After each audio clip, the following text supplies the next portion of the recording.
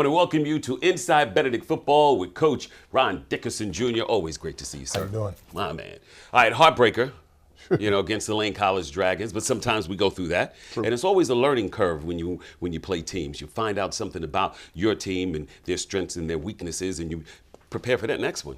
Yeah, and the progression that we had from week one to, Saturday was very impressing to me because, this is the first time that this was the second time that this team ever played together. Yeah. I mean, there was nobody from the previous team that's ever played except for Aaron Miller. And then, going into playing a tough schedule as we did in the schedule with the first week and now coming back off here, we're still learning who we are and how to play together and everything else. And, again, if you look at the transition from week one to week two, we did a lot of good things. Yeah. And also, too, I want to say thank you guys for watching as well, because we wouldn't do this show if you weren't there. We want to say thank you as well to our main sponsor, Founders Federal Credit Union. We say thank you for being a part of this, as well as our other sponsors, Lexington Medical Center, as well as the Columbia Metropolitan Airport, and cannot forget South Carolina Educational Lottery. So after a 2-week break, Benedict College plays the Lane College Dragons. We lose this one 32-27. But then, Coach, what you do is you bring out your freshman QB, Jackson Jensen, to take the reins and control of the offense. Yeah, Jack had a great week of practice and actually great 2 weeks of practice. And some of the things that we wanted to do against Lane, he just does better and did better than Trey did. And so, when a young man works hard, you make the move. And he came in late in the Virginia State game and did really well. And so we as a coaching staff supported him, and so did the team. And, the young man did well until he got hurt. Yeah, and prior to that, though, he did well throwing, like you said. He completed 4 of his 5 passes, but then he fumbles lane covers. Yeah, they ran a corner blitz, and our back didn't pick it up like he was, supposed to. And usually when that happens, bad things happen on the offensive side of the ball, and it did for us. He gets hit from his blind side, and, we have a turnover. So the Dragons take over at midfield. Second down, they get a 28-yard rush. But our defense, they make some stops as well. Now, Lane is facing a 4th and 8. Third down, you want to get out the field and make a punt. But fourth downs, you definitely got to get off the field. And they converted, and they got the momentum, and we're able to continue that drive. And that's just something that we can't tolerate. We got to get better at that because we can't give up fourth downs. 6-0, Lane College up, but of course, Benedict gets the ball back. Jensen gets back in the game, picks up right where he was as well. He is 5 for 5 in his passing, so this guy's like fire right now. Excited to have him again, Unfortunately, though, that's right when the bad things started happening. He makes a great pass to our tight end Smalls, and then we come back and we're, getting set up to throw the ball down the field, gets a little pressure, and on his scramble, twists his knee and has to come out of the game, in that situation. And so a lot of people were worried whether, we were going to be able to move forward. But, again, it was good to have a backup in Trey. But, was really disappointed that Jack got hurt the way he did. So Trey Simmons comes in. Tell us a little about him. Trey, we recruited, started at Tuscaloosa, did really well, was all conference at Tuscaloosa. Then he transferred to McNeese and had some playing time early and then transferred, and we were able to pick him up.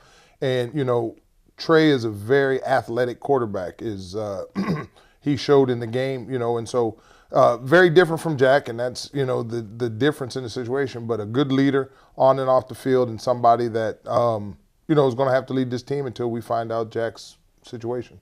So Simmons picks up a first down on a 4-yard pass to Zay Foster. So you guys are deep into Dragon territory. Yeah, and to go back, one of the things is that, the first game, Trey started. Mm-hmm. And then he was moved to second team.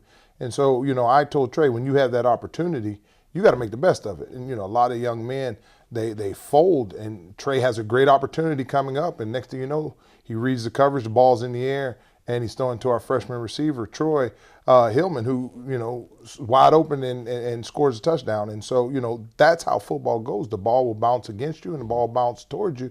And when your number's called, you got to be ready for it. Score 7-6. Benedict College has the lead. We kick it off to the Dragons. They get all the way down to the Benedict 35-yard line. Yeah. Defense does a good job of, Bowen and not breaking this time, and we get a big play from Aaron Miller and our other defensive lineman, Izzy Nwokocho, and they did what they were supposed to do, and that's what we needed to do, and put them in a 4th down situation. So it's 4th and 14 at the 39-yard line, and your defense has to step up. They got to show up in this case. And they do a good job of doing it. I wish they would have done it the drive before, but again, that's just the lack of experience and the inconsistency, and it shows though that we did progress from the first time and learning and everything else, and so I'm pleased for them not letting them score.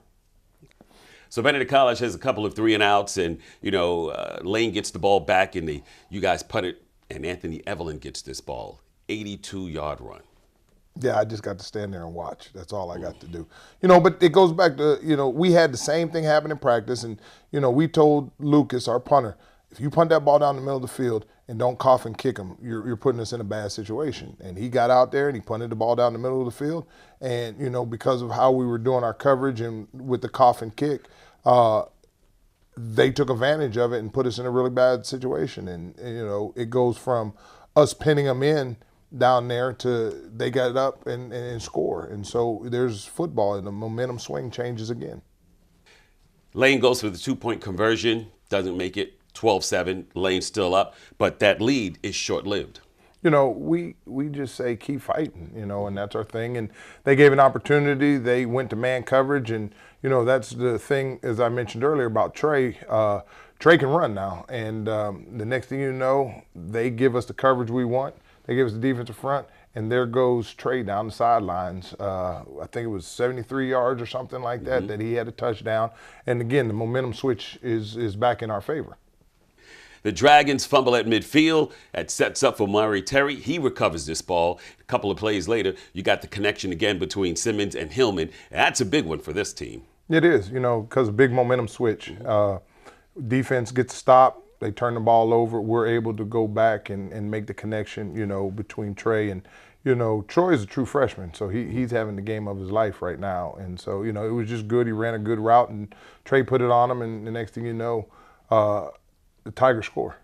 Benedict holds Lane once again on another 4th down play. Now they're ending up having to punt this ball back, and Lucas, this guy, fire. He punts them way back, puts them way back in their territory. Yeah, he does. I mean, they have to go, I think it's like 94, 96 yards. When only like a minute and 20 left. Correct. And so, you're excited. You're like, all right, we got this. And the next thing you know, 4 big plays later, they're in scoring zone with like 20-some seconds left. And, we're hoping that the defense doesn't give up a touchdown. But unfortunately, they do, which gives us no time to really get the ball back. And we're going into halftime, 21-19. This time, the Dragons are successful with their PAT, so the score is now 21-19. It's halftime now. So let's get your first half thoughts, Coach. I think offensively we did a good job moving the ball. We were able to run the ball and we were able to throw it. Losing Jack and having Trey come in and not really missing the beat was very pleasant. Defensively, we can't give up the big plays. We can't have teams make long field drives and everything else. And so, we have to find a way to make an adjustment is what I'm, thinking at that point in time. And I'm like, okay, we should be able to do that. And then we got the special teams corrected. So that's it at the half, 21-19, as the coach takes the fellas into the locker room to give them their pep talk and make some adjustments. We're going to come back with our Lexington Medical Center player spotlight, which is Trey Simmons, who also happens to be the Lexington Medical Center player of the game. So all that and more coming up inside Benedict College football with Coach Ron Dickerson Jr. When you're competing for every point, you need teammates you can trust. The experts at Lexington Orthopedics and Sports Medicine provide specialized treatment for the athlete in all of us. Backed by the #1 rated hospital in the Midlands. Life's a sport. Keep playing.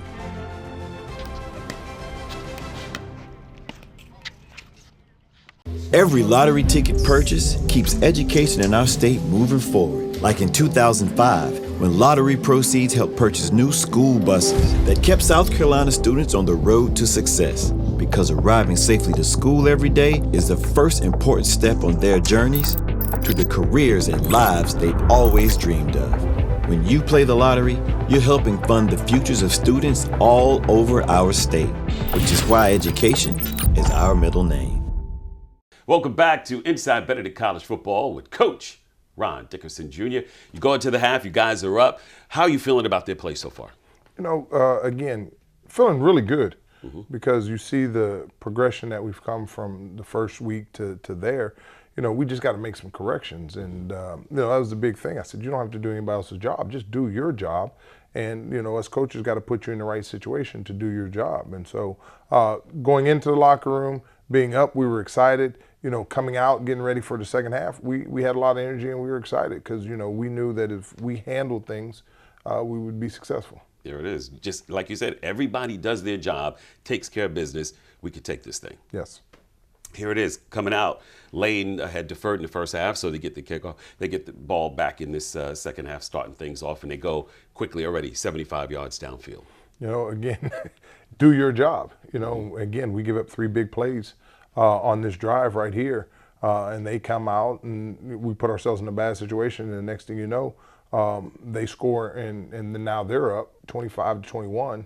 And the big thing is how are we going to respond? And football's 4 quarters, and we got to play 4 quarters. And so, from the talk through the locker room, from what we worked on, I just wanted to see how the team was going to respond.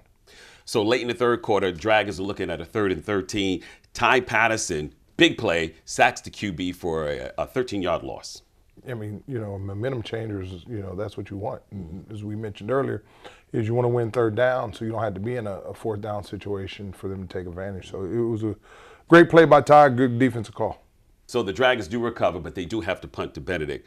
Benedict gets a couple of 3-and-outs going on inside this 4th quarter in their own territory. And that's one thing that we really got to work on as an offensive staff is that we cannot just go 3-and-out, especially when, our defense is struggling a little bit. We have to be able to move the ball. We have to run the clock and everything else. But, earlier in the game, we have a situation where Lucas doesn't do exactly what he's supposed to. He comes back, he pins him in, and then he completely flips the field. And that's what we talk about is hidden yardage. I think he boots a 71-yard punt, which is great. And, it gives us what we should have done offensively, but that's why we have Lucas, in there with his such of a strong leg to be able to flip the field. So I was really pleased with it. And then I think, again, they went 3-and-out, we went 3-and-out, something like that. Not a lot of ball movement, and they had to punt the ball to Tyreek Carter, and we get to see what Tyreek can do. He gives us a 20-yard punt return, which gives us an opportunity again to get momentum. Benedict gets the ball, and they're moving this down the field. They get to the 10-yard line, but of course they're facing a 4th and 2. They are trailing by 4, 7 minutes left in the game. And that's one of those calculated calls. That's you as the head coach doing a lot of research and trusting your team. And so we kick the field goal, we're down by 1. We get the 1st down, it gives us an opportunity to get 4 more downs and also run clock off, time off the clock. And so, all fall camp, all week we had been practicing this formation and, we just get blown off the ball at the point of attack. And it's hard for us to go 2 yards when, our O-line is 2 yards in the backfield in that situation. And I think it was a great call. It just, we didn't execute what we needed to do in our calculated risk. And because of that, we were unsuccessful. So we get some turnover on downs, but they're still deep in our territory, and they go 90 yards, Coach. What happened? We couldn't stop the run. We couldn't stop the big plays. And, they capitalized on what we couldn't stop. And, to win a football game, you got to get people out the field. And, that's what I mentioned about what they did to us a couple times on defense is that, they had forced us to go 3-and-out. We got to force them to go 3-and-out. But instead, we give up a big run. We give up a big pass. And now all of a sudden, they flip the field. And they're in scoring territory. So the Dragons, they score on a 4-yard run. There's less than 4 minutes left in the game. We're down 32-21. What's the game plan, Coach? Just do what we do. Nobody panics, and put our kids in a great situation to get the ball down, and then, we're going to have to kick an onside kick is the thinking. And so through practice, we do what we call a 2-minute offense, and that's, throwing the ball, getting out of bounds, running the ball when you need to. And there's a lot of calculated things that you have to do a lot of studying on to put the kids in the right situation because you can't just stand there and throw the ball. You have to, at the right time, be successful. And again, that is something that we practice, quite often during the week. Mm-hmm. So in this next drive, Tigers in their own territory, 4th and 2. What do you do?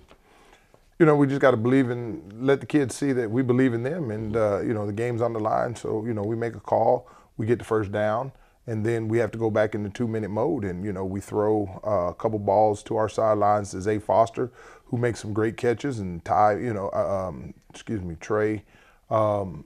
delivers the ball exactly where he needs to, and so again, it puts us in a situation to be able to score with time left to maybe have an onside kick. So you topped us off with a 31-yard pass to Malachi Jones, which is awesome. Yeah, and again, that's another freshman playing wide receiver. And one of the funny things is he came out and he says, Coach, I can beat this guy. And we have to do things to set it up. We just can't go out there and say, okay, we'll go beat the guy. And so we had known we had been throwing the ball to Zay. The safety came down. Malachi did a great job of holding the corner. Trey got a little pressure, but he kept his composure, stepped up in the pocket, and just threw a laser. And the young man did exactly what he does every day at practices, just went up and made a catch, and gave us the Tigers an opportunity to be in the game. You guys decided to go for 2. Now it's 32-27. We ran one play. We were supposed to come back to the field. One of our upper-class wide receivers should have made the catch. And I've told him that. But we had an opportunity to get to 2 points to put us in a situation, and Trey makes a great read, throws the ball. We just don't catch it and, don't convert on 2-point play. It's only 46 seconds left in the game, and that pretty much puts the wrap on it. Benedict losing this one 32-27. Your final thoughts on how you guys played, and, of course, the coaches and the whole 9 yards, this game as a whole. With the 40-some seconds left, we didn't think it was over, because we work on, the onside kick. And the ball bounced the way it needed to. We just got to fight for it and got to stand up with the ball and give it to the officials. And we let it turn into a scrum, and by the officials got in there, I think they had their hands on the ball. We had the hands on the ball. That's what the official told me. And it ended up with them having the ball, but we're going to play until there's 0-0 on the clock. Right. Unfortunately, they got into a victory formation, and, we got to show class in that instead of firing off the ball, and that's, how they won. But again, we got to take advantage of the opportunities. These are all new scenarios for, our coaching staff and this team, and we're learning and we're moving forward. And so, very sick and very heartbroken because of the loss and looking at how we lost. And there's things that I know we're better at as coaches, and as players. And so, those were the things that I guess really hurt me more. But to watch this team grow, that's the second time that this team's been together since I've been a head football coach at Benedict in a competition situation. And I see a lot of progression. I see a lot of progress. And I'm really excited for it. We just got to take it step by step. That was going to be my next question to ask you from game 1 to this game, the progression of the team. What are you seeing that are positives that they take away from this? First game, we didn't score offensively. We had that trick play with the long snapper getting in and run the end zone, and we were able to put up 28 points this game, into that. We were able to run the ball, but we were also able to throw the ball down the field. We got a lot better on our returns in the special teams, and also, besides giving up which I will say we did not win the special teams battle because we gave up the long touchdown, but we were able to pin people in. We were able to, cover the field. We were able to flip the field on that, but being that we did give up the long run, I won't say that we won the special team battle. And then defensively, we got a lot of talent over there. We just got to put those young men in the right situations. But also when the young men were in the right situation, because there was a lot of times that they were in the right situation, they just didn't make the tackle. And so, we got to really hone on that, and that's what we've been doing is, learning how to tackle, because that's what football is. It's a violent tackling game, and if you don't tackle, people are going to make big plays in that situation. And so from the Virginia State game to this game, I seen so much upside, and that's what we're striving on. If this was a veteran team, then I may be in panic mode. But this is a team that's still learning how to tie their shoes together. And, we're going to take the baby steps, and we're going to keep going forward, and we're going to compete and fight every day and every Saturday. Stick around. Coming up next, we have the Coaches Spotlight, compliments of Columbia Metropolitan Airport. We're going to spotlight Mike Beaudry. You don't want to miss this guy. He's the QB coach. We'll talk to him about what he has meant to the Benedict College program. On top of that, we're going to talk about our next game, which is coming up on Thursday night. Coach, Thursday. Don't go to that stadium on Saturday. It's going to be on Thursday night, and it's going to be a big televised game. So we're going to need you at Charlie W. Johnson Stadium. So back with more Inside Benedict College Football with, of course, head coach Ron Dickerson Jr. Back right after this. Your trip begins now. Your trip is your story, and all the best stories begin right here at the Columbia Metropolitan Airport. Whether you travel for business or pleasure, we designed CAE to maximize your comfort.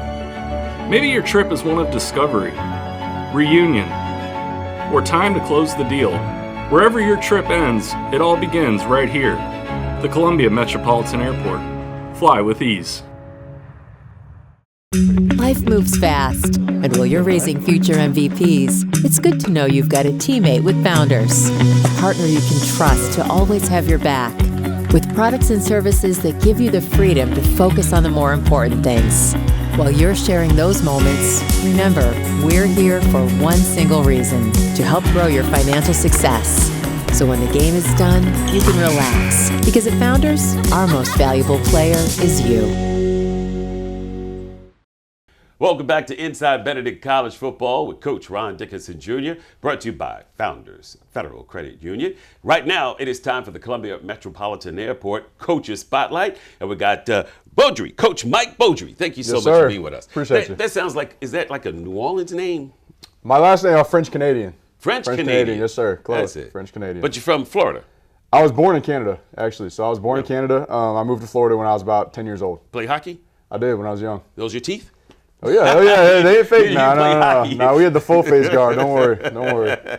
How did you get into football then? Well, I grew up watching Canadian football in the CFL. Okay. It was the first football I ever knew. I knew nothing about college football when I was a kid. Nothing. Okay. Then we moved to Florida, and now you're in the middle of it. You're in the best part of college football, and so I just kind of got thrown into it, and I loved it ever since. You're pretty tall.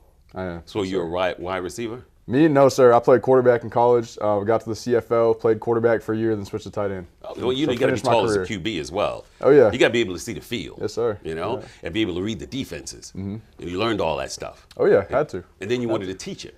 I did. Yes, How do you like teaching it? I love it. I kind of knew this is what I wanted to do for most of my life, ever since I really got into sports, man. I love being around people. I love teaching people.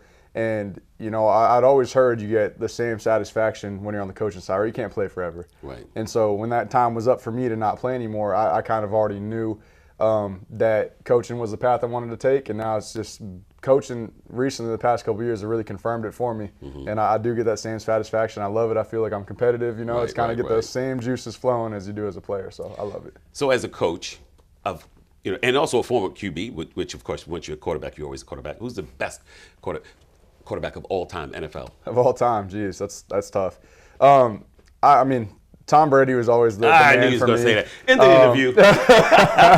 Always the man for me. I think, as you see, it's kind of funny because you go look at Tom Brady and how he played, and then now you see the changing in how the game is changing. And you see Pat Mahomes coming and taking over, Lamar Jackson's coming and taking over, Aaron Rodgers even kind of switching how he played. So it's cool to see how the game is changing. You're going to have some new greats that are coming through. So.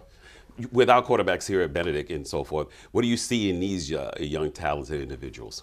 I see a lot. They're young, and they're hungry to work, and that's all I can ask for every day. That's what I tell them. You're like, man, just show up and work. And hard work works. That's something that I tell them. I think if you just work hard, doors are going to open for you, and good things are going to happen. And so I see in all of them, man, that they just are hungry to learn, hungry to grow, and just get better. Right. And you can do anything with that.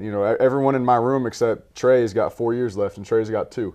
Okay. And so them being so young, I'm extremely pleased with where they're at, and they're just want to in their growth, and so I'm extremely excited for their future. All right.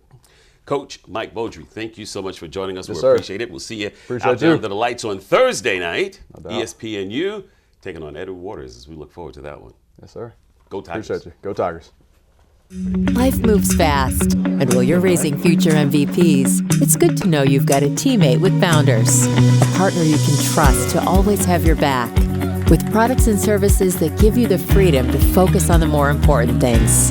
While you're sharing those moments, remember, we're here for one single reason: to help grow your financial success. So when the game is done, you can relax, because at Founders, our most valuable player is you. The lottery isn't about jackpot winners. It's about investing in our students. Even when it began in 2002, it was lottery proceeds that helped fund new technology initiatives in schools across South Carolina. And when students booted up those screens for the first time, they discovered a lifelong love of learning that shaped them into the professionals and people they are today. When you play the lottery, the real winners are always our students. After all, education is our middle name. Welcome back to Inside Benedict College Football. Yep, Coach Ron Dickerson Jr. is brought to you by Founders Credit Union. We say thank you to you fine folks for making sure you watch, and also thanking all our sponsors as well for being a part of this. Coach, coming up on Thursday night, Edward Waters, we're going to have them under the lights, 8 o'clock p.m., ESPNU, so it's going to be nationally televised. We need Charlie W. Johnson Stadium packed to the rafters if we can. So true. I challenge everybody that's within a 5-mile radius to come out to the game, put pressure on, Coach Washington and the athletic department to pack the stands, we want to see if we can break the ticket machine with so many people in there, and it's going to be exciting. It's football's football, and you're going to see great football, but you come in there for them young men, the young men that want to grow up. They get to see what Benedict College is like. They get to see what real football is like. The young ladies that want to be cheerleaders, and they want to play in the band, they get to come see an awesome group of young ladies cheering in an awesome band. And again, they get to see what Benedict College is really about. So I challenge everybody in the community, anybody that this reaches out to grab somebody, grab 5 people and come on out to the stadium, and you're going to have a good time. Let's just turn it into an old-fashioned, family reunion and have a good time, and there's going to be a good football game. It's really going to be good. Them young men are going to play hard. There you go. We're talking about tailgating, and like you talked about, Benedict College Band. If you have not heard, they did the Macy's Christmas Day Parade. You know they're good when you get invited to do something like that. Plus the cheering is great, and you got the tailgating. It's just the whole entire atmosphere itself. And that's this Thursday, 8 o'clock, Charlie W. Johnson Stadium. Tickets are easy to grab. And just go to benedict.edu, go to benedicttigers.com. Just go there and grab your tickets and make sure you're there, all right? Bug a friend, bug a family member. Tell them to buy you a ticket. They're pretty, not costly. True.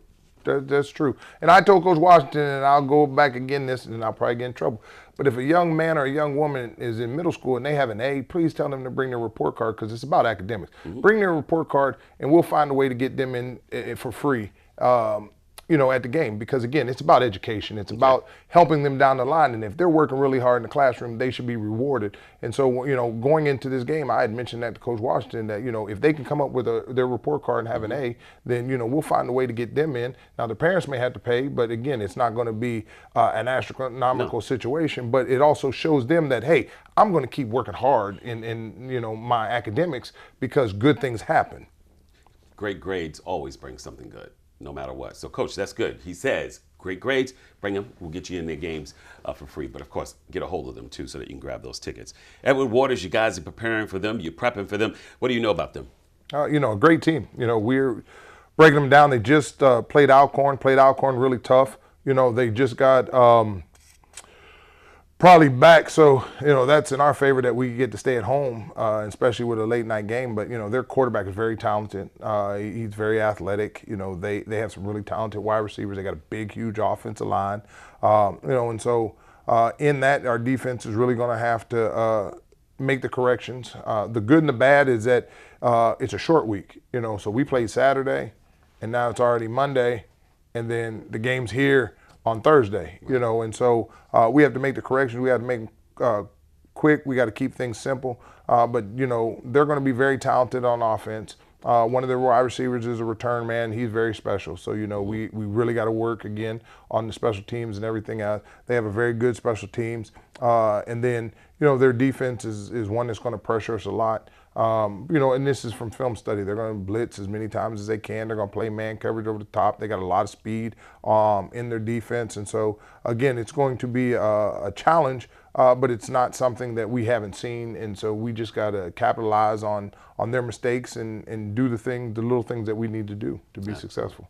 All right, I also got a little bugger man telling me that they can also get tickets at benedicttickets.com. benedicttickets.com. Make sure you do that to grab those tickets, especially those who have some great grades. And those, if you're outside of the 5-mile radius that Coach talked about, you come on to that game too. I'm inviting you.